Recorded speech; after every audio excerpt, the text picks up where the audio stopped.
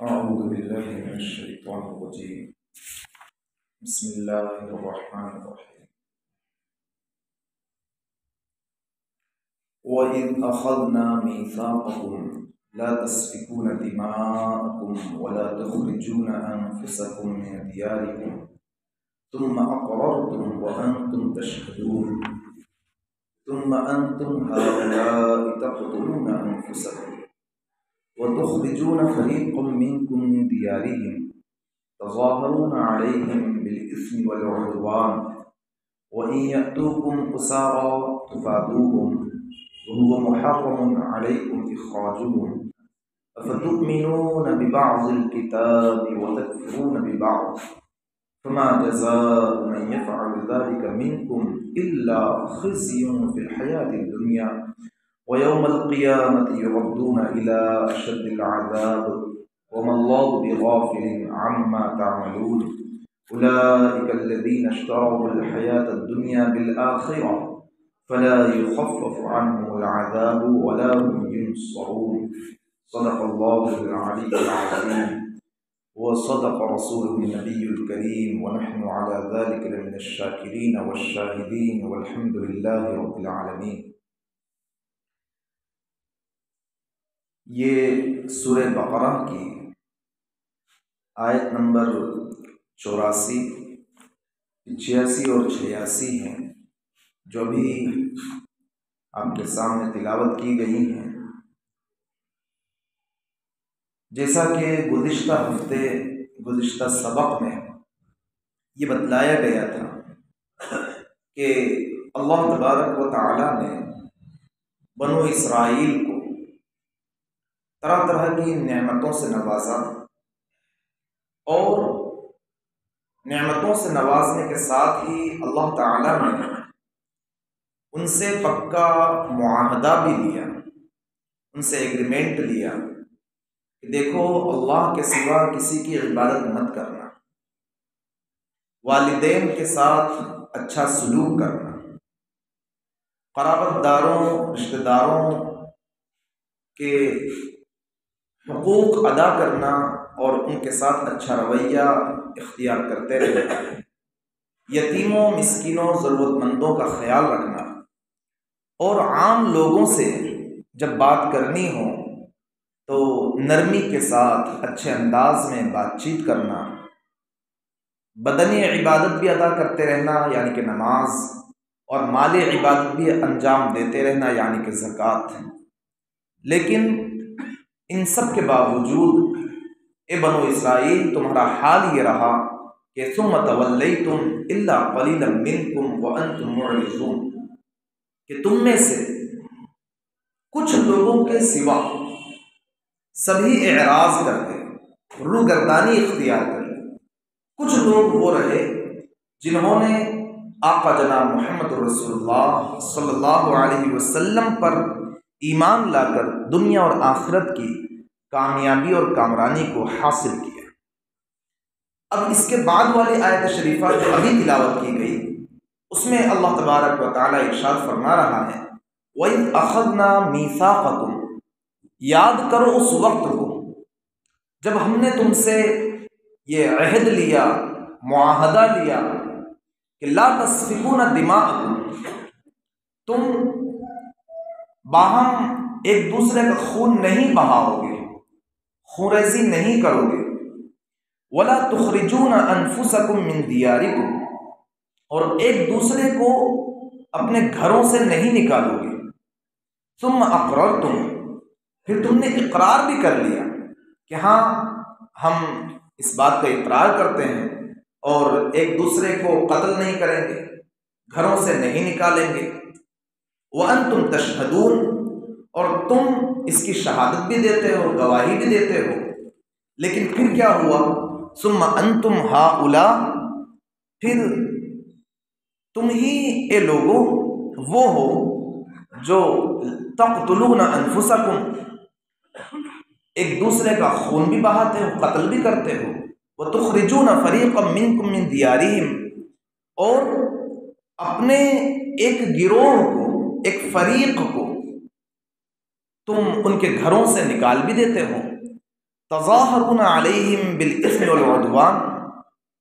گناہ اور زیادتی کے ساتھ تم ان پر چڑھائی کرتے ہو. وَإِن يَأْتُوكُمْ أُسَارَىٰ، اور اگر وہ قیدی بن کر تمہارے پاس آ جاتے ہیں تو تفادوہم،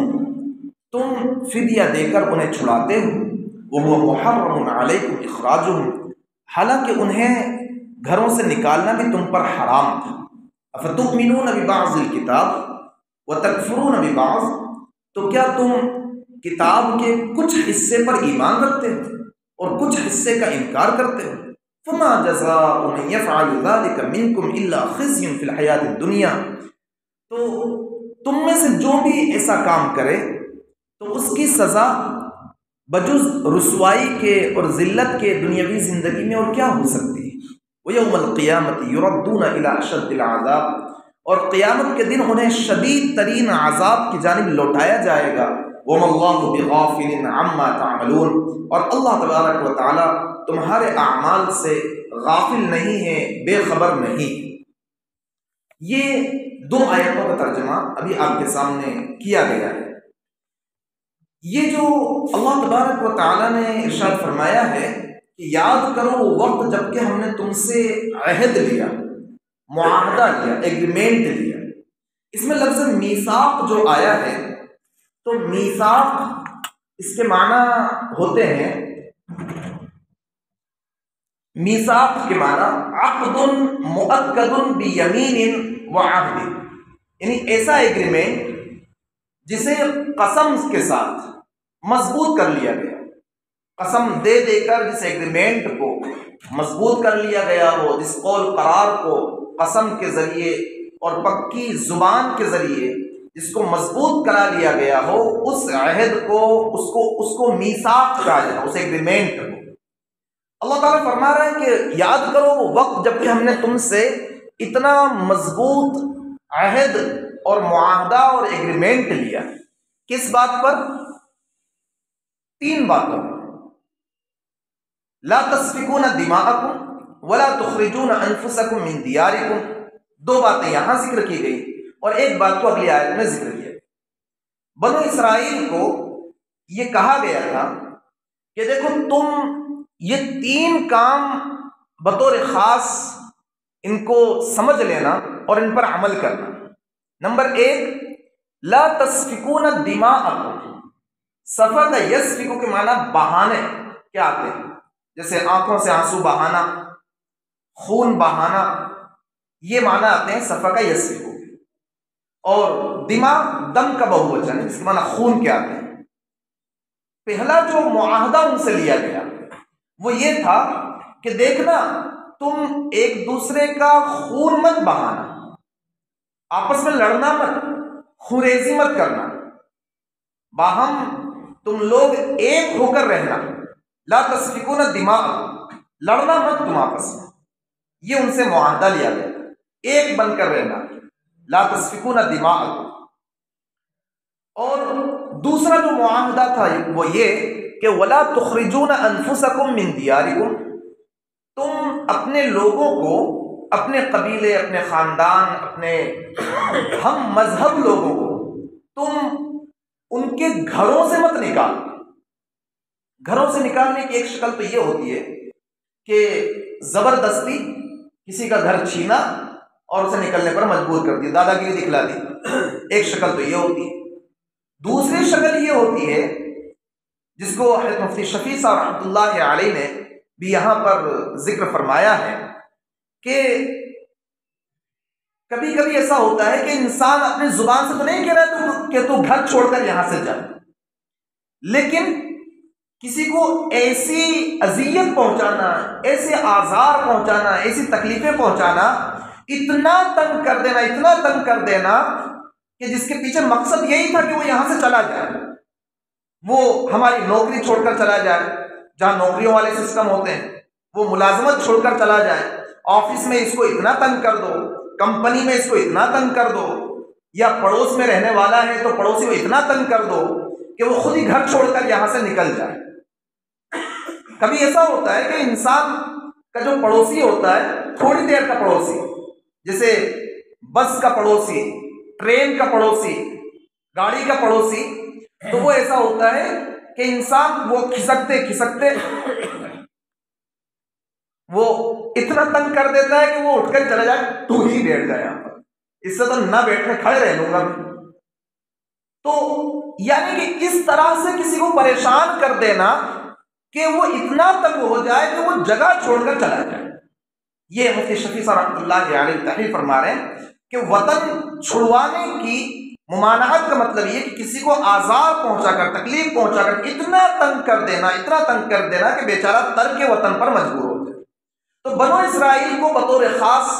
ایک حکم یہ دیا گیا تھا، ان سے معاہدہ لیا گیا تھا کہ دیکھنا تم آپس میں لڑائی مت لڑنا، آپس میں ایک بن کر رہنا، قتل و قتال مت کرنا آپس میں۔ دوسرا ان سے معاہدہ یہ لیا گیا کہ دیکھنا تم اپنے ہی لوگوں کو، اپنے قبیلے کے لوگوں کو، اپنے خاندان یعنی کہ یہود کو، چونکہ تم یہود ہو تو اپنے ہی لوگوں کو ان کے گھروں سے نکلنے پر مجبور مت کرنا۔ ثم اقررتم، پھر تم نے اقرار بھی کیا۔ کبھی تو ایسا ہوتا ہے کہ انسان صراحتاً اقرار نہیں کر رہا ہوتا ہے کسی بات کا، لیکن ہاں اشارے کنایے سے ایسا لگ رہا ہوتا ہے کہ ہاں بھائی اس نے اقرار کیا، لیکن قرآن کہہ رہا ہے کہ ثم اقررتم، ایسا نہیں کہ اشارے سے تم نے اقرار کیا ہو، نہیں، ثم اقررتم، تم نے صراحتاً اپنی زبان سے اقرار کیا کہ ہاں ٹھیک ہے ہم اس پر عمل کریں گے۔ وانتم تشہدون، اور تم اس کی گواہی بھی دیتے ہو، تم اس کی شہادت بھی دیتے ہو۔ دو حکم تو یہ ہو گئے، دو معاہدے تو یہ ہو گئے۔ ایک اور معاہدہ جس کو اگلی آیت شریفہ میں ذکر کیا گیا ہے، جس پر انہوں نے عمل بھی کیا، وہ یہ کہ اگر تمہاری برادری کا، تمہارے خاندان کا، تمہارے قبیلے اور یہودیوں میں سے اگر کوئی قید ہو جائے تو تم فدیہ دینا، روپے پیسے اکٹھے کرنا، اس کو چھڑانا۔ یہ تیسرا معاہدہ تھا، اس کو یہاں پر ساتھ میں ذکر نہیں کیا گیا، اس لیے کہ انہوں نے اس پر تو عمل کیا، اس پر کہ ان کے برادری کا اور ان کے یہودیوں میں سے کوئی اگر قیدی ہو کر آ جاتا تھا تو روپے پیسے اکٹھے کرتے تھے اور اس کو چھڑا لاتے تھے۔ اصل میں معاملہ کیا ہوا کہ مدینہ منورہ میں یہودیوں کے دو بڑے بڑے قبیلے آباد تھے، دو بڑے بڑے قبیلے۔ ایک قبیلہ تھا بنو قریظہ اور ایک قبیلہ تھا بنو نذیر۔ یہ دو قبیلے بڑے بڑے تھے۔ ادھر جو مشرکین تھے مدینہ منورہ، یہ بھی دو قبیلے تھے، ایک قبیلے اوس اور ایک قبیلے خزرج، جو آگے چل کر پھر ایمان لائے ہیں اور صحابہ بنے ہیں۔ تو دو قبیلے بڑے زبردست تھے مشرکین میں سے بھی، اوس اور خزرج۔ اور یہودیوں کے بھی دو قبیلے تھے، دو خاندان تھے، ایک بنو قریظہ اور دوسرے بنو نذیر۔ اب ہوتا کیا تھا کہ یہ قبیلے اوس اور خزرج جو تھے، جن کی لڑائیوں کے تذکرے ہم اپنے باتوں میں بھی کرتے ہیں، جب عمومی بات کر رہے ہوتے ہیں یا فضائل گشت بیان کر رہے ہوتے ہیں اور اللہ کے نبی صلی اللہ علیہ وسلم کی محنتوں کے جب تذکرے ہم کر رہے ہوتے ہیں، تو جو ہم عام لفظوں میں کہہ رہے ہوتے ہیں کہ آپس میں ان کی لڑائیاں بڑی خطرناک ہوا کرتی تھیں۔ تو ایک تو مکہ کے اندر آپس میں لڑائیاں ہوتی تھیں، اور مدینہ منورہ میں جو لڑائیاں ہوتی تھیں تو وہ قبیلے اوس اور خزرج، یہ دو قبیلے یہ آپس میں بہت لڑتے تھے، بڑی خطرناک ان کی لڑائیاں ہوا کرتی، بڑی خطرناک قبیلے اوس اور خزرج، یہ دونوں مشرکوں کے قبیلے تھے۔ کبھی کیا ہوتا ہے کہ گٹھ بندھن کیا جاتا ہے، سرکاریں بھی گٹھ بندھن کی ہوتی ہیں، تو اوس نے گٹھ بندھن کیا ہوا تھا، اپنا حلیف بنایا ہوا تھا بنو قریظہ۔ بنو قریظہ وہ قبیلے اوس کے ساتھ ہو گئے، اور بنو نذیر وہ قبیلے خزرج کے ساتھ ہو گئے۔ یہ اس طریقے سے یہودی جن کو یہ حکم دیا گیا تھا، یہ ان سے معاہدہ لیا گیا تھا کہ دیکھنا تم آپس میں لڑنا مت، ایک دوسرے کو اپنے وطن سے نکالنا مت، اور تم میں سے اگر کوئی قیدی بن جائے تو فدیہ دے کر اس کو چھڑانا ہے، تمہیں اسے ویسے جیل میں قید میں رہنے نہیں دینا ہے۔ تو یہ بنو قریظہ اور بنو نذیر دونوں بنو اسرائیل میں سے یہودی ہیں دونوں، لیکن بنو قریظہ ہو گئے اوس کے ساتھ اور بنو نذیر ہو گئے خزرج کے ساتھ۔ اب یہ اوس اور خزرج کی جو لڑائیاں ہوتی، تو اب چونکہ ایگریمنٹ ہوا ہے ساتھ میں رہنے کا، کہ ہم تمہارا ساتھ دیں گے، گٹھ بندھن ہے۔ تو اب قبیلہ اوس کی قبیلہ خزرج سے جب لڑائی ہوتی تھی تو اوس کا ساتھ بنو قریظہ دیتے تھے اور خزرج کا ساتھ بنو نذیر دیا کرتے تھے۔ تو آپس میں مشرکین کی لڑائیاں ہوتی ہیں، لیکن ان میں آپس میں ساتھ میں ایک دوسرے کے مقابلے میں بنو قریظہ اور بنو نذیر بھی ہوتے تھے۔ انہیں مشرکوں کے ساتھ رہنے کی وجہ سے بنو قریظہ کو بنو نذیر پر اور بنو نذیر کو بنو قریظہ پر تلواریں چلانی پڑتی تھی، ہتھیار اٹھانے پڑتے تھے۔ رب تبارک و تعالیٰ نے جو 3 معاہدے ان سے لیے تھے، ان میں سے پہلے 2 کو تو انہوں نے پامال کیا۔ اللہ تعالیٰ نے فرمایا تھا کہ لا تقتلون انفسکم، ایک دوسرے کو قتل مت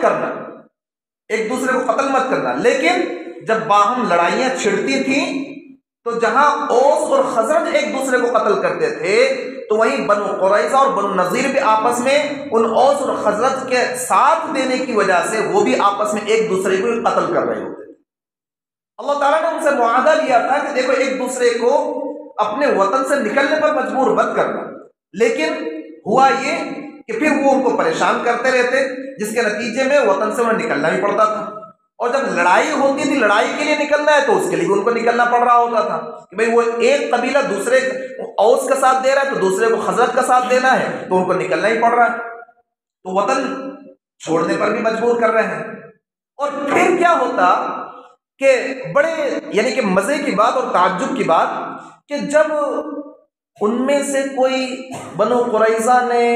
وہ قبیلہ اوس کا ساتھ دیا، اب بنو نذیر میں سے کچھ لوگ قید ہو کر آ گئے ادھر،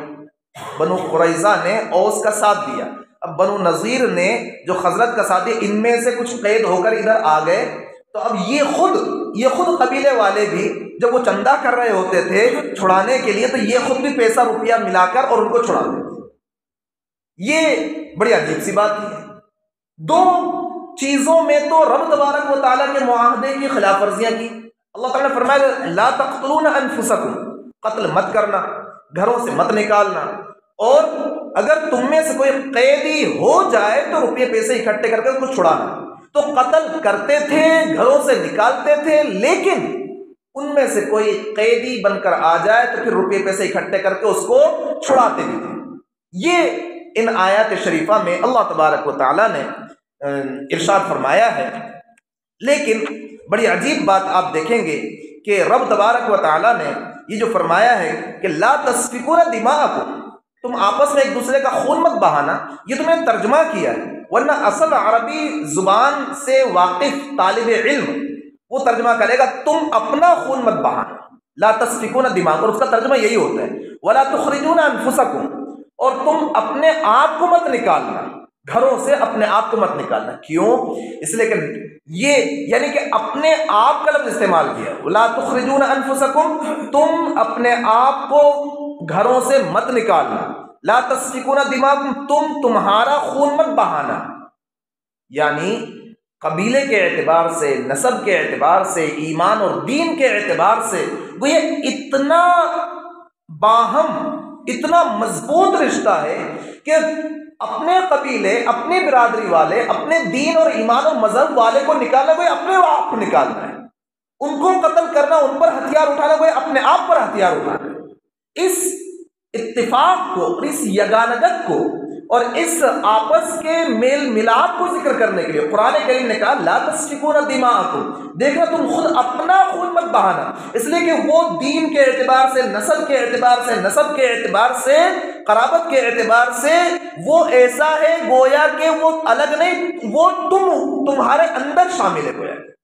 اس کو تکلیف پہنچانا گویا ایسا جیسا تم اپنے آپ کو تکلیف پہنچا رہے، اس کو قتل کرنا ایسا گویا تم اپنے آپ کو قتل کر رہے، اس کو گھر سے نکالنا گویا ایسا جیسا کہ تم اپنے آپ کو گھر سے نکال رہے۔ تو بہرحال یہ اللہ تبارک و تعالیٰ نے بڑے عجیب انداز میں یہاں پر ذکر کیا ہے، اور اس کے لیے فرمایا ہے کہ تم کیا کرتے ہو، ان حکموں کی خلاف ورزی کرتے ہو، تظاہرون علیہم بالاسم والعدوان، کہ تم ظلم، حد تجاوزی اور گناہ کے ساتھ دوسری پارٹیوں کا ساتھ لے کر ان پر چڑھائی کرتے ہو، اور وَإِن يَأْتُوكُمْ أُسَارَىٰ، اگر وہ قیدی بن کر تمہارے پاس آ جاتے ہیں تفادوہم، تو تم فدیہ دے کر ان کو چھڑاتے ہو، محرم علیکم اخراجہم، حالانکہ انہیں نکالنا بھی تم پر حرام، افتؤمنون ببعض الکتاب وتکفرون ببعض، تو کیا تم بعض کتاب پر، کتاب کے کسی ایک حکم پر ایمان رکھتے ہو، بعض کتاب کو مانتے ہو اور بعض کا انکار کرتے ہو؟ اس آیت شریفہ سے ایک بات یہ صاف طور پر معلوم ہوتی ہے، تظاہرون علیہم بالاسم والعدوان جو فرمایا ہے کہ تم گناہ کے ساتھ اور حد تجاوز کے ساتھ تم اپنے بھائیوں کے خلاف دوسروں کی مدد کر رہے ہو۔ ایک قبیلہ بنو قریظہ تم اوس کی مدد کر رہے ہو بنو نذیر کے خلاف، اور اے بنو نذیر تم قبیلہ خزرج کی مدد کر رہے ہو اپنے بھائیوں بنو قریظہ کے خلاف۔ دیکھو ابھی تھوڑی بات جو ہے وہ بڑی خوش معلوم ہو رہی ہے، اس کو سمجھنے کی کوشش کریں۔ اب ہم آتے ہیں کہ ان آیات شریفہ سے ہمیں معلوم کیا ہوتا ہے۔ یہ تو تذکرہ ہوا بنو اسرائیل کا، جو اصل آیات شریفہ میں جن کو ذکر کیا گیا ہے یہ ان کا خلاصہ ہوا ہے۔ دیکھیے اب آئیے آیات شریفہ کی جانب، اور یہ آیات شریفہ سے کیا معلوم ہوتا ہے اور کیا سبق ملتے ہیں ہم کو۔ چونکہ بنو قریظہ اور بنو نذیر جو دو یہودیوں کے قبیلے تھے، یہ آپس میں گویا اپنے خلاف ایک دوسرے کے خلاف مدد کر رہے ہیں مشرکوں کے ساتھ مل کر۔ اس آیت شریفہ سے یہ معلوم ہوتا ہے کہ ظالم کا ساتھ دینا، ظالم کا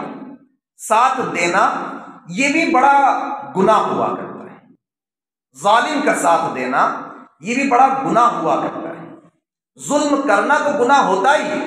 لیکن ظلم کرنے والے کا ساتھ دینا یہ بھی اللہ تبارک و تعالیٰ کے یہاں بڑے درجے کا گناہ ہوتا ہے۔ مشکوٰۃ شریف میں اللہ کے پیارے نبی صلی اللہ علیہ وسلم کا فرمان ہے کہ جو انسان ظالم کے ساتھ چلا، ظالم کے ساتھ چل کر گیا مثلا، اور پتہ بھی اس کو کہ ہاں یہ ظالم ہے، یہ ظلم کر رہا ہے، کیسا ظلم؟ مثال کے طور پر وہ اس کے پلاٹ میں سے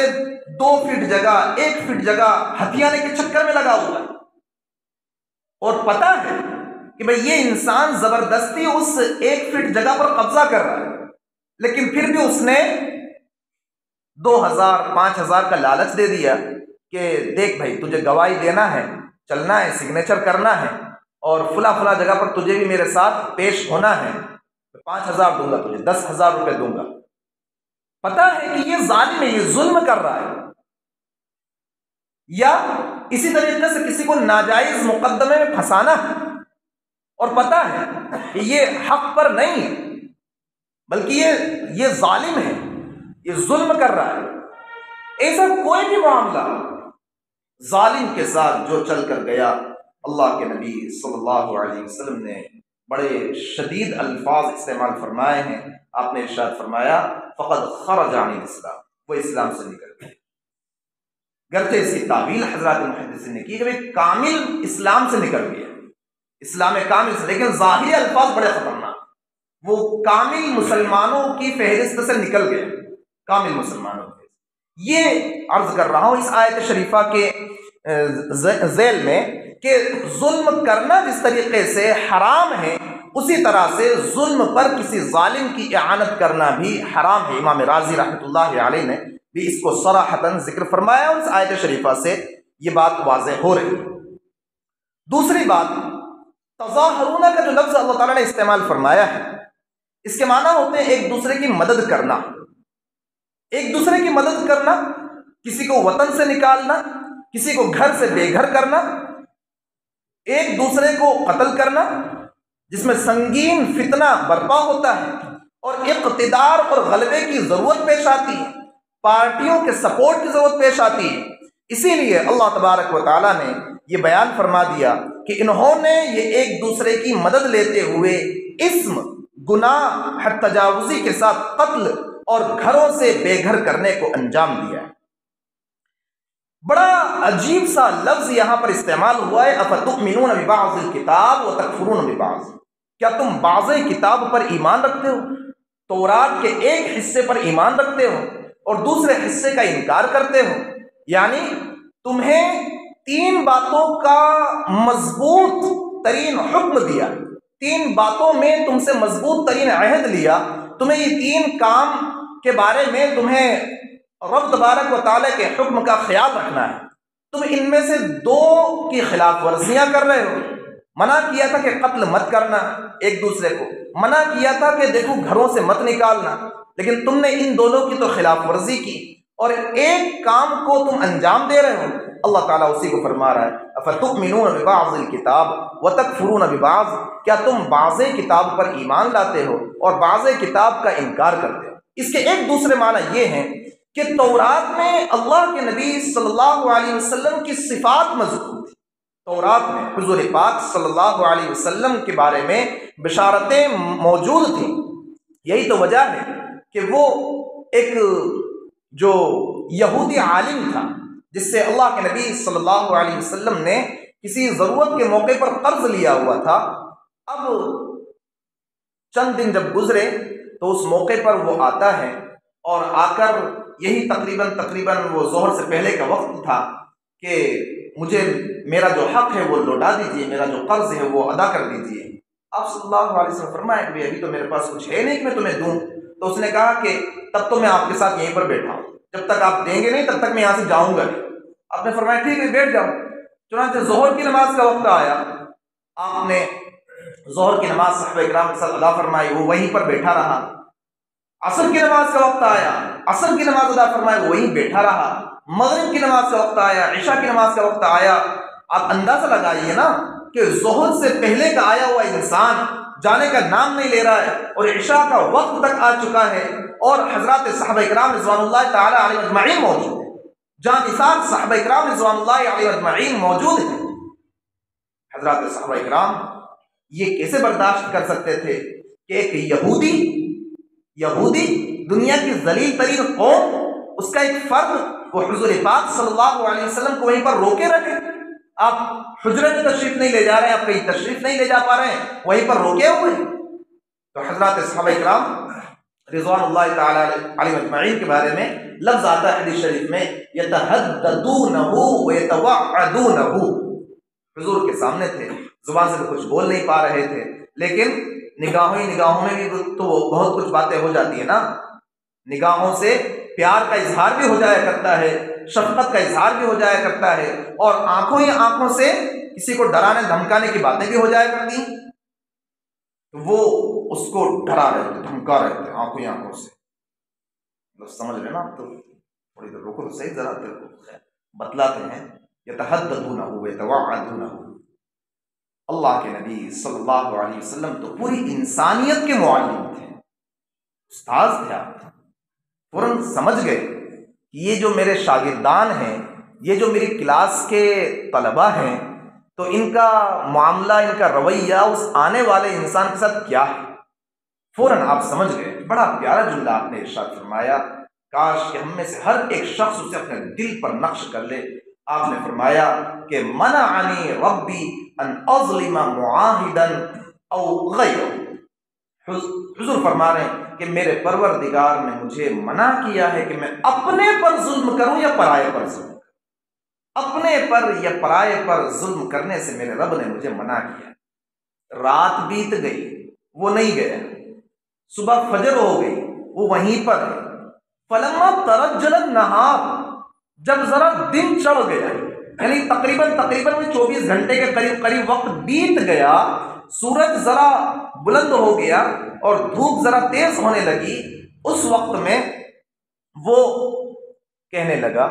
وہ جو یہودی عالم تھا وہ کہنے لگا کہ سنیے،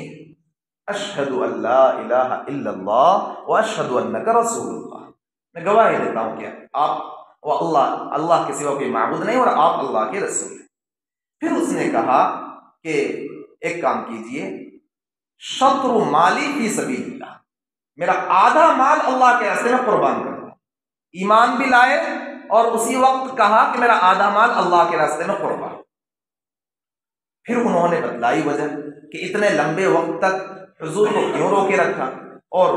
حضور پاک صلی اللہ علیہ وسلم کہ ساتھ وہ کیوں چپکے رہے؟ کہنے لگے یہ بات اصل جو عرض کرنی تھی یہاں اس آیت کے ذیل میں، وہ کہنے لگے کہ دراصل میں تورات کا عالم ہوں، اور تورات میں نے نبی آخر الزمان کی صفات کو پڑھا ہے۔ میں نے تورات میں پڑھا ہے کہ آخری جو نبی ہوں گے ان کا نام محمد ہوگا، ان کے والد کا نام عبداللہ ہوگا، وہ پیدا ہوں گے مکہ میں، ہجرت کر کے جائیں گے مدینہ منورہ میں، بہت جلد ان کی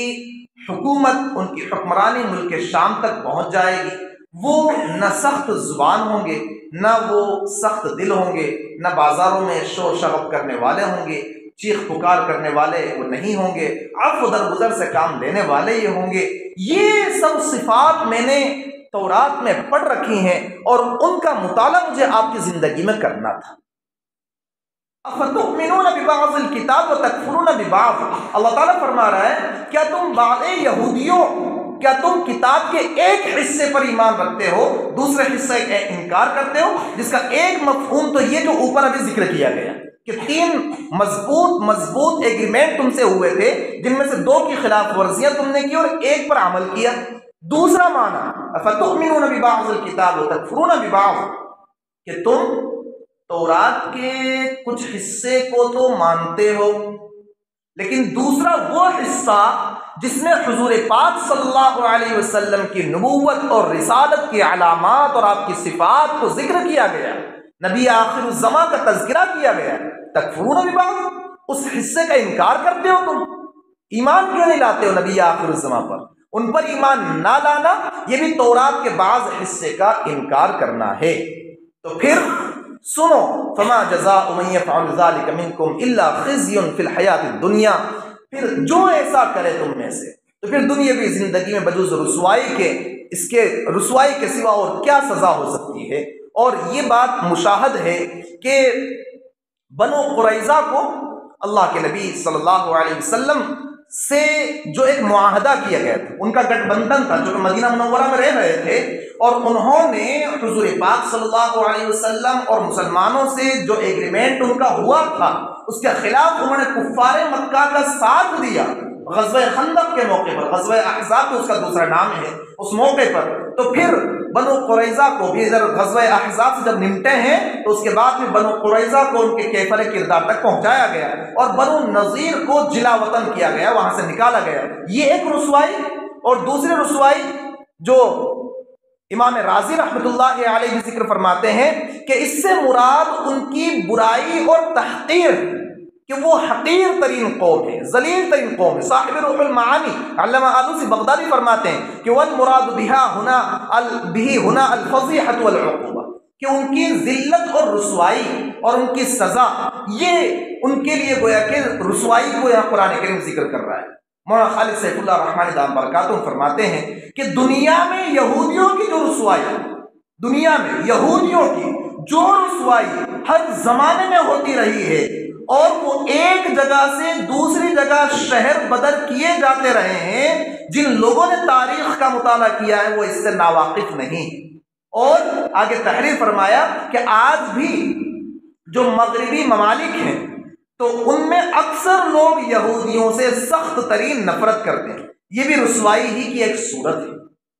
تو اللہ تعالیٰ فرما رہا ہے کہ فما جزاء من يفعل ذلك منكم الا خزي في الحیات الدنیا، تم میں سے جو ایسا کرے، یعنی رب کے بعض حکموں کو مانے بعض کو نہ مانے، کتاب کے کچھ حصے پر ایمان رکھے کچھ حصے پر ایمان نہ رکھے، تو یہ اس کے نتیجے میں پھر ذلت بھری زندگی اور رسوائی بھری زندگی گزارنی ہوگی۔ وَيَوْمَ الْقِيَامَةِ يُرَدُّونَ إِلَىٰ أَشَدِّ الْعَذَابِ، قیامت کے دن سخت ترین عذاب کی طرف انہیں لوٹایا جائے گا۔ اس موقع پر مولانا ادریس کاندھلوی رحمۃ اللہ علیہ نے بڑی پیاری بات ذکر فرمائی کہ دیکھو انہوں نے تورات کے بعض حصے کو مانا بعض کو نہیں مانا۔ فرماتے ہیں کہ دنیاوی حکومتوں میں بھی ایک قانون کا تسلیم کرنا دوسرے قانون کا انکار کرنا بغاوت کہلاتا ہے۔ کسی ایک قانون کو مان لیا جائے دوسرے قانون کو نہ مانا جائے، تبھی تو جن کے بھی خلاف قوانین بن رہے ہوتے ہیں وہ سڑکوں پر اتر آتے ہیں، اس لیے کہ قانون بن جانے کے بعد نہ ماننا یہ بغاوت کہلاتا ہے۔ تو محدث کاندھلوی رحمۃ اللہ علیہ فرماتے ہیں کہ معلوم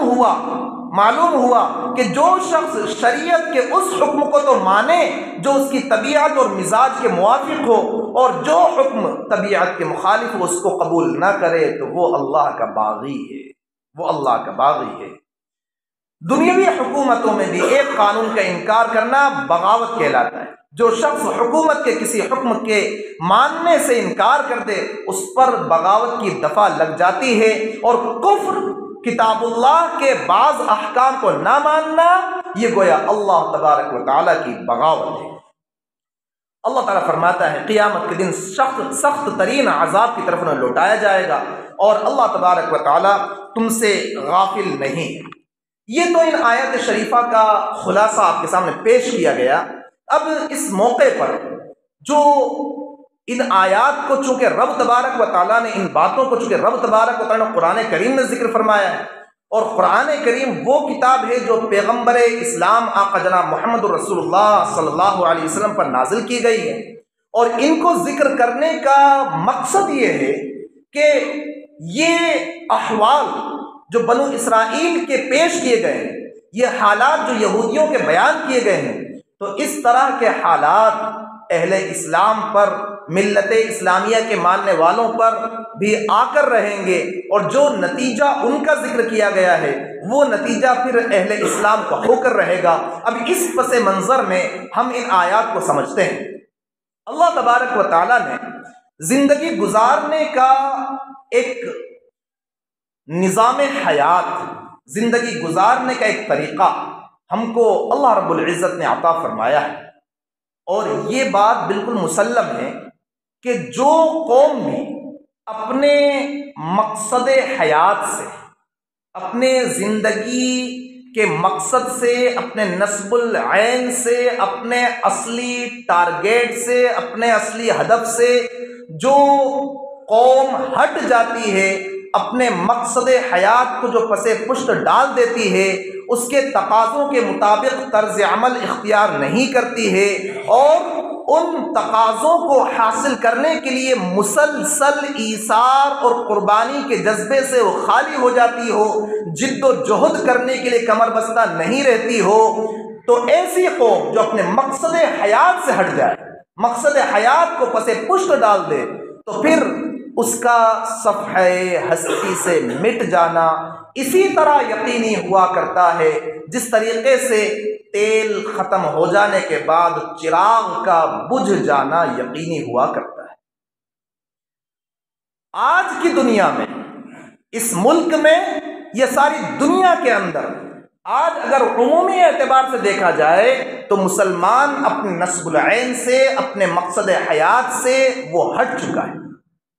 مسلمانوں کی پستی اور ناکامی، ذلت اور رسوائی، خواری اور ناداری یہ بتلا رہی ہے کہ مسلمان اپنے نصب العین سے وہ ہٹ چکا ہے، گمراہی اور جہالت کی تاریکیوں میں بھٹک رہا ہے۔ ہر ایک مہذب اور باشعور قوم وہ جب تک اپنے نصب العین پر رہتی ہے، اپنے مقصد حیات پر رہتی ہے، تب تک وہ کامیاب شمار کی جاتی ہے۔ رب تبارک و تعالیٰ نے فرمایا ہے فَمَاذَا بَعْدَ الْحَقِّ إِلَّا الضَّلَالُ، کہ حق کے بعد بجز گمراہی کے اور کیا رہ جاتا ہے۔ جب رب تبارک و تعالیٰ نے حضور پاک صلی اللہ علیہ وسلم کے ذریعے ہم تمام کو ایک نصب العین عطا فرما دیا ہے، قرآن کریم کی شکل میں ایک رہبر عطا کر دیا، حضور پاک صلی اللہ علیہ وسلم کی شکل میں معلم انسانیت اور رحمت للعالمین عطا کر دیے، قرآن کریم جس کی صفت یہ ہے کہ ان ھذا القرآن یہدی للتی ہی اقوم، یہ قرآن ایسے راستے کی رہبری کرتا ہے جو سب سے اچھا، سب سے صحیح، سب سے مضبوط ترین ہے۔ اور اس کے باوجود اگر امت مسلمہ قرآن کریم کے احکامات کو چھوڑے، بلکہ یوں کہیں کہ افتؤمنون ببعض الکتاب وتکفرون ببعض، کہ امت مسلمہ بھی بعض کتاب کو مانے اور بعض کتاب کو نہ مانے، قرآن کے بعض احکام کو مان لے، بعض احکام کو نہ مانے، جو من کو اچھا لگا وہ تسلیم کر لیا، جو طبیعت کے خلاف گزرا اس کو چھوڑ دیا۔ تو جب رب تبارک و تعالیٰ نے ان کا یہ حال ذکر کیا ہے کہ فما جزاء من یفعل ذلک منکم الا خزی فی الحیات الدنیا، کہ پھر تم میں سے جو ایسا کرے تو دنیاوی زندگی میں رسوائی کے سوا، ذلت کے سوا اس کا کیا بدلہ ہو سکتا ہے؟ تو پھر ہمیں یاد رکھنا چاہیے کہ انہوں نے جو کیا تھا اس پر ذلت اور رسوائی کو مرتب کیا گیا ہے، تو پھر اگر ہم بھی ویسا ہی کریں گے میرے بھائیو تو پھر ذلت اور رسوائی ہمارا مقدر نہیں بنے گی تو کیا ہوگا؟ افتؤمنون ببعض الکتاب وتکفرون ببعض، یا آپ اندازہ لگائیں پوری امت مسلمہ میں، آپ اندازہ لگائیں. ایک موٹی سی مثال دیتا ہوں، موٹی سی مثال. ہم میں سے ہر کوئی جانتا ہے کہ 5 وقتہ نمازیں فرض ہیں، ہر کوئی جانتا ہے 5 وقتہ نمازیں فرض ہیں، لیکن پوری دنیا کی بات کر رہا ہوں، صرف سیندھوا کی بات نہیں کر رہا ہوں، صرف اپنے ضلع بڑوانی کی بات نہیں کر رہا ہوں، پوری دنیا کی بات کر رہا ہوں. سروے کرنے والوں نے بتلایا کہ پوری دنیا میں 5 وقت کی نماز پڑھنے والے 2.5% مسلمان، 2.5%، صرف 2.5% مسلمان. تھوڑا سا آنکڑا بڑھ جاتا ہے جمعے کے لیے، تھوڑا سا 100% نمازی جمعے کے بھی نہیں ہے، جمعے کے بھی 100% نمازی نہیں ہے. بہت سے لوگ جمعے کی نماز وہ چھوڑ دے رہے ہوتے ہیں، کائے کی وجہ سے کہ مسجد بہت دور ہے. بہت سے لوگ دکان کے حرج اور نقصان کو برداشت نہ کرتے ہوئے جمعے کی نماز فوت کر دیتے. بہت سے لوگ ایسے ہیں جو صرف اور صرف اپنے یاروں اور دوستوں کی وجہ سے، اور تھوڑی سی ہمت کر کے اگلا لفظ اگر میں استعمال کروں تو ناجائز خواہشات، حرام کاری، بدکاری میں مبتلا ہونے کے لیے جو پلان بنایا جا چکا، تو ان میں ابتلا کی وجہ سے جمعے کی نماز تک کو فوت کر ڈالتے ہیں. ذرا تو اندازہ لگائیں کہ امت کا نوجوان کہاں جا رہا ہے. عین اس وقت پر دیکھیے، گناہ تو بہرحال گناہ، لیکن عین جمعے کی نماز کے وقت میں انسان گناہ کر رہا ہو تو اور کتنا زیادہ سنگین ہوگا. افتؤمنون ببعض الکتاب وتکفرون ببعض. 100% نمازی تو عید کے بھی نہیں ہے، 100% نمازی تو عید کے بھی، رمضان میں ریشہ بڑھ جاتا ہے، لیکن 100% نمازی رمضان المبارک میں جس میں بہترین ماحول ہوتا ہے، شیطان مقید ہو چکا ہوتا ہے، تب بھی 100% نمازی نہیں ہوا کرتے ہیں. یہ افتؤمنون ببعض الکتاب، یہ تو نماز تو ایک موٹی سی مثال میں نے عرض کی ہے، ورنہ تو ہمیں تو چاہیے یہ تھا کہ نظام زندگی جب ہمیں اللہ کے نبی صلی اللہ علیہ وسلم نے پورا عطا کر دیا، الیوم اکملت لکم دینکم کا جب اعلان کر دیا کہ دین کامل ہے، اسلام کامل ہے، قرآن کامل ہے، پیغمبر کامل ہے، جب یہ اعلان کر دیا گیا تو پھر ہمارا نظام زندگی وہ ہر ایک نظام میں بالکل درست قرآن کریم کے مطابق ہونا چاہیے. چاہے ہمارا نظام اقتدار ہو، چاہے ہمارا نظام معاشرت ہو، چاہے ہمارا نظام معیشت ہو، کمائی کا نظام ہو، چاہے ہمارا نظام عدالت ہو، چاہے نظام حدود اور تعزیرات اور سزاؤں کو نافذ کرنے کا نظام ہو، چاہے نظام امن و امان کا ہو، چاہے نظام تجارت اور کاروبار ہو، چاہے وہ نظام دفاتر کا ہو، چاہے وہ نظام بینکاری کا ہو، چاہے وہ نظام دفاعی ہو، کہ اگر کچھ گنڈے آ کر محلے میں وبال مچاتے ہوں تو کس طریقے سے ان کو سبق سکھانا ہے، یہ ہر ایک جگہ کا نظام، یہ مکمل طور پر ہمیں منظم طور پر زندگی گزارنی چاہیے تھی، تو جا کر اس سے ہم بچ پاتے کہ افتؤمنون ببعض الکتاب وتکفرون ببعض. اسلامی نظام حیات کی جگہ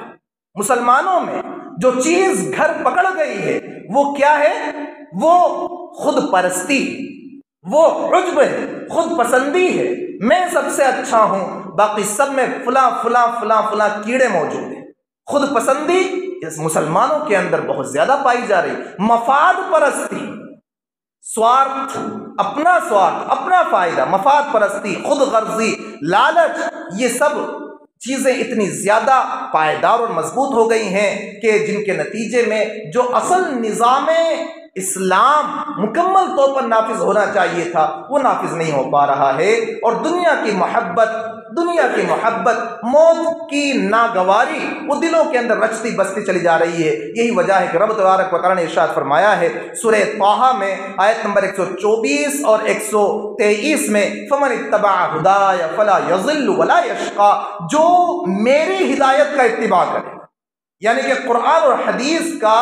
جو اتباع کرنے والا ہوگا، فلا یضل ولا یشقی، نہ وہ گمراہ ہونے والا ہے نہ محروم اور بدنصیب ہونے والا ہے۔ اور ومن اعرض عن ذکری، جو میری یاد سے، میری کتاب سے، جو میری ہدایت سے اعراض کرنے والا ہوگا، فإن له معیشۃ ضنکا، تو اس کی زندگی تو تنگ اور تاریک ہو جائے گی۔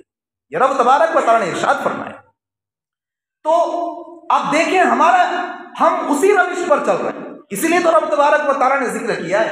ہمارا معاملہ بھی کچھ ایسا ہی ہو گیا ہے، جو اچھا لگے اس کو اختیار کر لیں، جو ذرا مشکل نظر آئے تو اس کو چھوڑ دیں۔ تو پھر یاد رکھیے اللہ تبارک و تعالیٰ کی یہاں کسی کی اجارہ داری نہیں ہے، وہاں کسی کا کوئی نسب نہیں چلتا ہے۔ رب تبارک و تعالیٰ کے یہاں تو ایسا عدل اور انصاف کا معاملہ ہے کہ اگر پیغمبر جو دعوت لایا ہے اس دعوت کو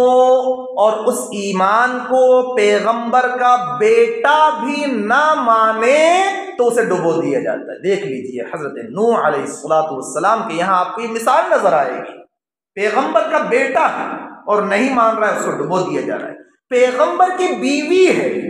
اور نہیں مان رہی ہے تو آسمان سے آنے والا پتھر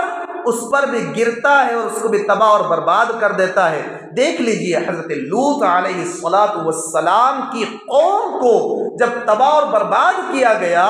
وہ ایک خطرناک قسم کے مرض میں مبتلا تھے۔ قوم لوط خطرناک قسم کے مرض میں، یعنی کہ جس روش پر موجودہ زمانے میں کئی سارے وہ جو آزادہ خیال رکھنے والے ہیں اور جنہوں نے خواہشات کو اور شہوتوں کو اور منمانیوں کو ہی اپنا طرز زندگی بنا لیا ہے، تو ان خواہشات کو پورا کرنے کا ایک طریقہ انتہائی بدترین جو طریقہ ہوتا ہے وہ یہ ہوتا ہے کہ لڑکا لڑکے سے خواہش پوری کرے، آدمی سے اپنی شہوت کو پورا کر رہا ہو۔ بدکاری کی بڑی خطرناک سی شکل یہ قوم لوط کے اندر پائی جاتی ہے۔ قوم لوط کے اندر رب تبارک و تعالیٰ نے قرآن کریم میں ذکر کیا ہے، جعلنا عالیہا سافلہا، ان کے اوپر والے بستیوں کے حصے کو ہم نے نیچے کر دیا۔ جعلنا عالیہا سافلہا، حضرت جبریل علیہ السلام کو رب تبارک و تعالیٰ نے حکم دیا کہ پر کو لگائیے نیچے اور ان کو اوپر لے جائیے۔ ایسے کہ جبرائیل جیسے JCB نہیں لگائی جا رہی ہوتی ہے، ان کو ایسا کا ایسے اٹھایا، یہاں تک کہ روایات میں آتا ہے کہ آسمان میں ان کے کتے کے بھونکنے تک کی آواز، ان لوگوں کی چیخ پکار سنائی دی، اتنا اوپر لے جایا گیا، وہاں سے پلٹ دیا گیا۔ جہاں آج ڈیڈ سی ہے، بحر میت ہے، اس کو کہا ہی جاتا ہے بحر میت۔ اور بڑی عجیب بات ہے، آپ نے پڑھا ہوگا، سنا ہوگا کہ اس میں کوئی جاندار اس میں زندہ نہیں رہ پاتا، کوئی ایک مچھلی، کوئی جاندار کسی بھی قسم کا، حالانکہ دریا میں پائے جانے والی مخلوقات کی تعداد زیادہ ہے خشکی پر پائے جانے والی تعداد کے مقابلے۔ دریاؤں میں بحری جو مخلوقات ہیں، ایک روایت سے جس کو حضرت عمر بن خطاب رضی اللہ تعالیٰ عنہ کا جو مضمون ہے اس میں انہوں نے فرمایا، جس کا خلاصہ یہ ہے کہ گویا دریاؤں میں جو مخلوقات پائی جاتی ہیں وہ 60% ہے اور خشکی میں جو مخلوقات پائی جاتی ہیں وہ 40% ہے۔ یہ اس کا خلاصہ عرض کر رہا ہوں۔ تو انہیں الٹ دیا گیا اور اس کی جگہ آج ڈیڈ سی ہے اور بڑا عجیب سا وہ پانی ہے۔ تو آج کل تو موبائل کے ذریعے بڑا آسان ہو گیا ہے، جس مقام کو دیکھنا چاہے اس کو دیکھ سکتے ہیں۔ ڈیڈ سی اس کو کہا جاتا ہے، یعنی کہ مردہ سمندر، کوئی جاندار اس میں زندہ نہیں رہ پاتا ہے۔ پوری کی پوری بستی کو الٹ دیا گیا اور آگے رب تبارک و تعالیٰ نے فرمایا کہ ہم نے ان پر پتھر برسا دیے، پتھروں کی بارش کی۔ حضرت لوط کو حکم دے دیا تھا کہ آپ اپنے اہل و عیال کو لے کر نکل جائیں، لیکن یاد رہے کہ آپ کوئی بھی پیچھے مڑ کر نہ دیکھیں، لیکن ہاں آپ کی بیوی نہ جائے، یا بیوی جائے گی لیکن وہ پیچھے مڑ کر دیکھے گی اور وہ بھی ہلاک ہوگی۔ چنانچہ وہ جو حضرت لوط علیہ السلام کی بیوی تھی وہ ایمان نہیں لائی تھی، حضرت لوط کی بیوی وہ لوگوں کا ساتھ دیتی تھی۔ تو جب نکلے ہیں حضرت لوط علیہ السلام اپنی بیٹیوں کو لے کر اور ساتھ میں بیوی بھی تھی، تو نکلے ہیں تو بستیوں کو جب وہ اوپر لے جا کر پٹ کھا گیا ہے تو اس نے، چونکہ وہ قوم کی ہمدردی کسی نہ کسی درجے میں اس کے دل کے اندر موجود تھی، اس نے اپنی قوم کو تباہ ہوتے ہوئے جو دیکھا ہے تو وہ ساتھ میں اس نے اپنی قوم کو پکارا، ہائے میری قوم۔ تو رب تبارک و تعالیٰ کی جانب سے چونکہ اس نے پیچھے پلٹ کر دیکھا بھی ہے اور اپنی قوم کے تئیں اس نے ہمدردی اور جذبات کو دکھلائے بھی ہے، تو اس پر بھی ایک پتھر آیا اور اس کو وہیں پر ختم کر دیا گیا۔ تو رب تبارک و تعالیٰ کی یہاں کسی کی اجارہ داری نہیں ہے، ایک نبی کا بیٹا نہ مانے اسے غرق کیا جاتا ہے، نبی کی بیوی ہے نہ مانے پتھر آسمان سے آتا ہے اسے تباہ اور برباد کیا جاتا ہے، اور نبی کے اعزاء اور اقربا سگا چچا اگر نہ مانے تو تباہی اور بربادی پر مشتمل الفاظ ایسے استعمال کر کے رب تبارک و تعالیٰ سورہ شریفہ نازل کر دیتا ہے، تبت یدا ابی لہب وتب۔ تو میرے بھائیو، جب یہودیوں کے یہاں اب آپ تھوڑا سنجیدگی سے سوچیں، یہودی کون تھے؟ پیغمبر کو ماننے والے تھے، نماز زکوٰۃ ادا کرنے والے تھے، عبادتیں کرنے والے تھے، کتاب پر ایمان رکھنے والے تھے۔ یہودی کافر نہیں تھے، یہودی مشرک نہیں تھے، وہ اور بات ہے کہ بعد میں چل کر انہوں نے حضرت عزیر کو اللہ کا بیٹا بنایا ہے، لیکن دیکھا جائے تو وہ کتاب والے ہیں، نبی والے ہیں، رب تبارک و تعالیٰ کو ماننے والے ہیں۔ لیکن قرآن کریم کی آپ بیسیوں بلکہ اس سے بھی زیادہ آیات میں آپ دیکھیں گے، پڑھیں گے، سنیں گے کہ ان پر لعنتیں کی گئیں، انہیں خنزیر بنا دیا گیا، انہیں بندر بنا دیا گیا، اور طرح طرح کی رب تبارک و تعالیٰ کی ناراضگیوں کے وہ حقدار ٹھہرے ہیں۔ کیوں؟ رب تبارک و تعالیٰ فرما رہا ہے افتؤمنون ببعض الکتاب وتکفرون ببعض، کتاب کے بعض حصوں کو مانتے ہو اور بعض حصوں کا انکار کرتے ہو۔ میرے بھائیو، اگر ہم پورے اسلام کو فالو نہیں کرتے ہیں تو یاد رکھنے کی بات ہے کہ پھر افتؤمنون ببعض الکتاب وتکفرون ببعض، یہ پھر ہم پر بھی صادق آتا ہے۔ اگر وہ باغی ہیں کہ انہوں نے کتاب کے بعض حصے کو مانا اور بعض کا انکار کیا، تو ہمارے لیے کیا لفظ استعمال کیا جائے؟ اگر ہم کتاب کے بعض حصے پر ایمان رکھیں، بعض پر نہ رکھیں، بعض احکام جو ہمیں نرم نظر آئیں کہ نماز پڑھنا چلو ٹھیک ہے، اچھا ہے، کوئی پیسہ نہیں لگ رہا ہے، حالانکہ وہ بھی بڑا مشکل کام لگ رہا ہوتا ہے، نماز پڑھنا چلو آسان کام ہے، روزہ رکھنا گرمی کا روزہ ہے تھوڑا مشکل ہوتا ہے، سردی کا موسم چلو آسان کام ہے، زکوٰۃ دینا مشکل ہے لیکن چلو ٹھیک ہے پھر بھی، لیکن میراث، بہنوں کا حصہ،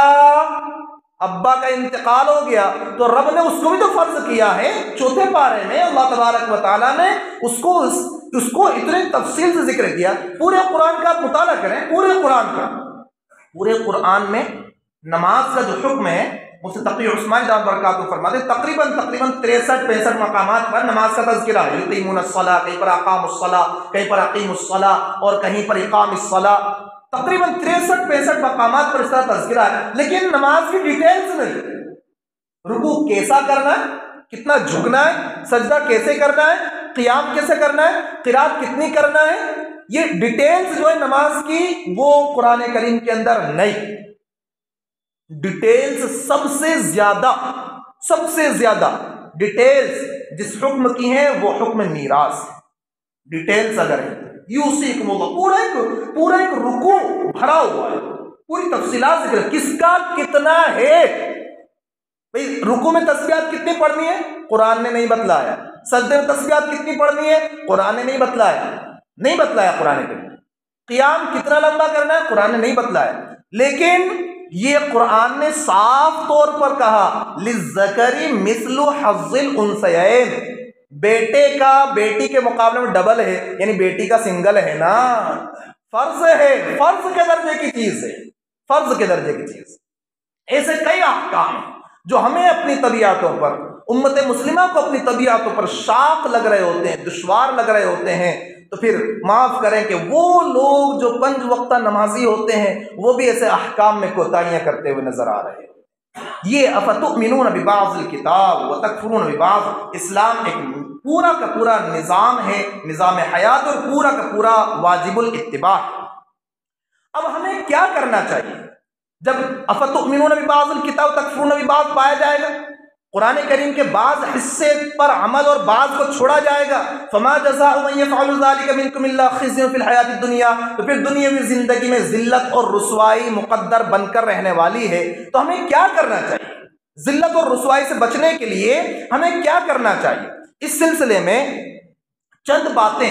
بطور خلاصے کے اور بطور عمل کے جو ہمیں اپنانے چاہیے اپنی زندگی میں، ان میں سے چند ایک ایک کر کے میں عرض کرتا ہوں۔ بھئی نمبر 1، صحیح اسلام کو پورے طور پر اپنی اپنی دینی زندگی، سیاسی زندگی، سماجی زندگی، اخلاقی زندگی، معاشی زندگی، تجارتی زندگی، تعلیمی زندگی، ہر ایک میں پورے اسلام کو ہمیں فالو کرنا ہوگا۔ دوسرا کام، ہر قسم کے اختلاف کو پس پشت ڈال کر اتفاق اور اتحاد کا مظاہرہ کرنا ہو۔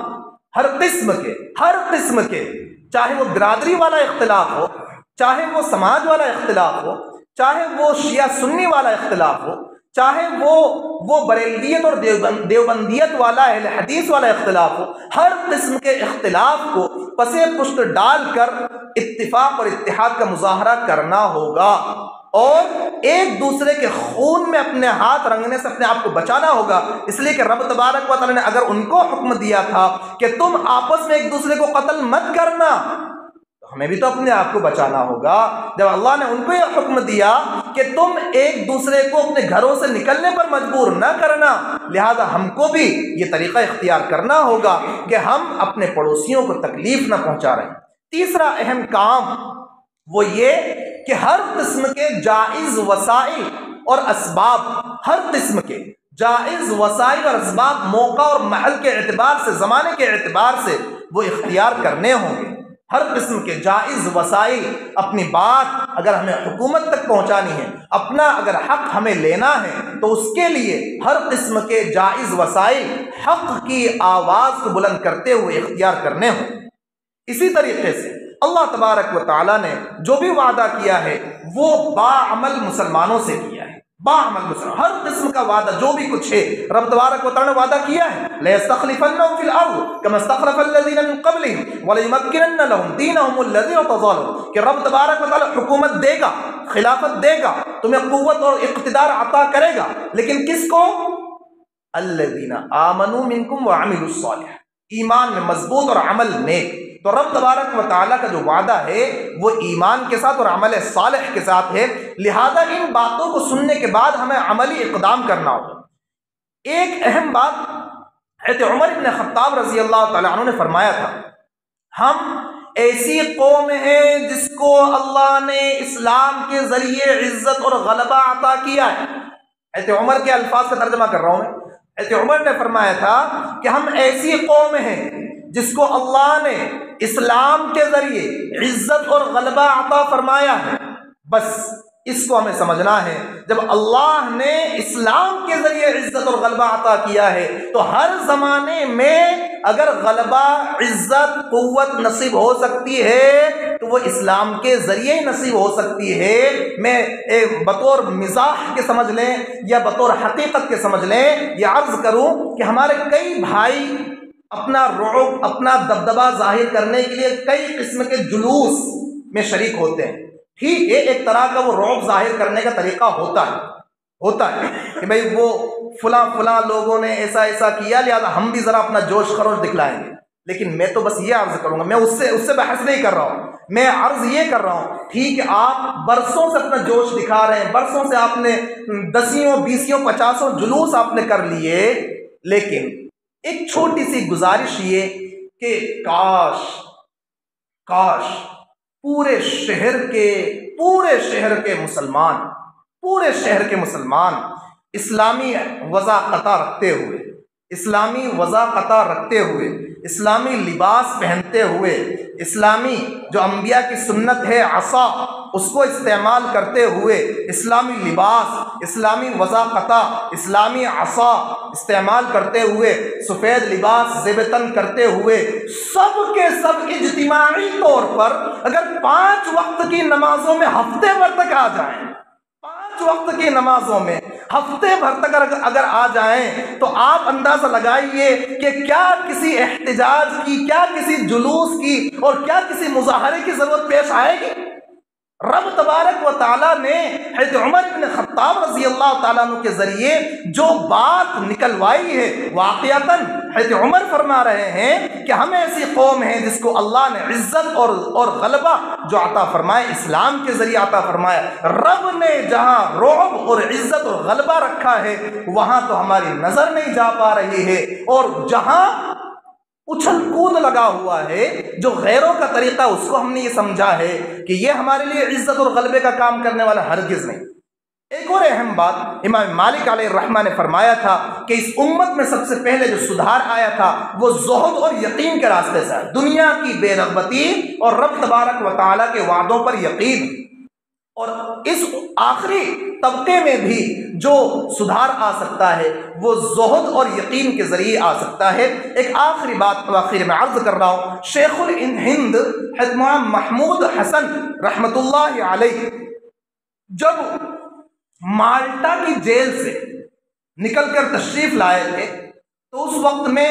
دارالعلوم دیوبند میں ایک بہت بڑے مجمع میں، جس میں طلباء بھی تھے اور بڑے بڑے اساتذہ، حضرت مولانا حسین احمد مدنی رحمۃ اللہ علیہ، حضرت تھانوی رحمۃ اللہ علیہ، حضرت مولانا شبیر احمد عثمانی رحمۃ اللہ علیہ، علامہ انور شاہ کشمیری رحمۃ اللہ علیہ اور مفتی شفیع صاحب رحمۃ اللہ علیہ بھی یہ حضرات موجود تھے۔ اس میں حضرت نے بات فرمائی تھی کہ حضرت شیخ الہند نے یہ فرمایا کہ ہم نے تو مالٹا کی زندگی میں 2 سبق سیکھے، ہم نے تو مالٹا کی زندگی میں 2 سبق سیکھے ہیں۔ یہ الفاظ سن کر سارا کا سارا مجمع متوجہ ہو گیا، ہمتن گوش بن گیا، سارے کے سارے لوگوں نے اپنے کان حضرت کے الفاظ پر رکھ لیے کہ اس شیخ الہند نے اتنے عرصے دراز سے جو لوگوں کو قرآن اور حدیث سکھا رہا ہے، تو اتنا درس دینے کے بعد مالٹا کی زندگی میں 2 سبق کون سے سیکھ لیے؟ تو فرمایا آپ نے کہ میں نے جہاں تک جیل کی تنہائیوں میں اس پر غور کیا کہ پوری دنیا میں مسلمان دینی اور دنیاوی حیثیت سے کیوں تباہ ہو رہے ہیں، فرمایا کہ اس کے 2 سبب مجھے معلوم ہوئے، 2 سبب مجھے معلوم ہوئے۔ نمبر 1 قرآن کریم کو چھوڑ دینا، قرآن کریم کو چھوڑ دینا، اور نمبر 2 مسلمانوں کے آپس کے اختلافات اور آپس کی خانہ جنگیاں۔ اس لیے حضرت فرماتے ہیں کہ میں وہیں سے یہ عزم کر کے آیا ہوں کہ اپنی باقی پوری کی پوری زندگی اس کام میں لگاؤں گا کہ قرآن کریم کو لفظاً اور معناً عام کیا جائے اور مسلمانوں کے باہمی جنگ و جدال کو کسی قیمت پر بھی برداشت نہ کیا جائے۔ اس کے بعد مفتی شفیع صاحب رحمۃ اللہ علیہ نے اس پر تبصرہ کرتے ہوئے بڑی پیاری بات ذکر فرمائی ہے کہ حضرت نے جو 2 باتیں فرمائی ہیں اصل میں وہ 2 باتیں نہیں ہیں بلکہ ایک ہی بات ہے۔ فرمایا کہ 2 باتیں نہیں ہیں بلکہ ایک ہی بات ہے۔ در حقیقت ہمارے آپس کے اختلافات میں شدت اس وجہ سے ہوتی ہے کہ ہم نے قرآن کریم کو چھوڑ دیا، پتہ ہی نہیں ہم کو کہ قرآن کریم میں کیا لکھا ہے، اس لیے کہ قرآن کریم مرکز تھا، بہت بڑے اچھے الفاظ ہیں، اس لیے کہ قرآن کریم مرکز تھا، اور جب تک سب مرکز سے جڑے ہوتے تھے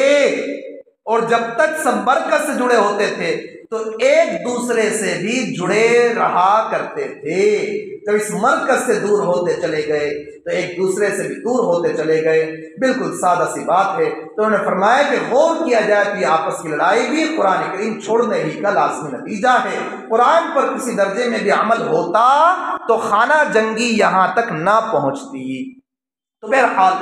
قرآن کریم میں رب تبارک و تعالیٰ نے جو ارشاد فرمایا ہے افتؤمنون ببعض الکتاب وتکفرون ببعض، اس کا نتیجہ ہے آپس میں دنیا کے اندر رہتے ہوئے ذلت اور رسوائی کا سامنا کرنا، اور پھر ویوم القیامۃ یردون الی اشد العذاب، قیامت کے دن انہیں سخت ترین عذاب کی جانب لوٹایا جائے گا، اور اللہ تبارک و تعالیٰ تمہارے اعمال سے غافل نہیں ہے۔ اور رب تبارک و تعالیٰ ہم تمام کو پورے قرآن پر صحیح طور پر سمجھ کر عمل کرنے کی توفیق عطا فرمائے،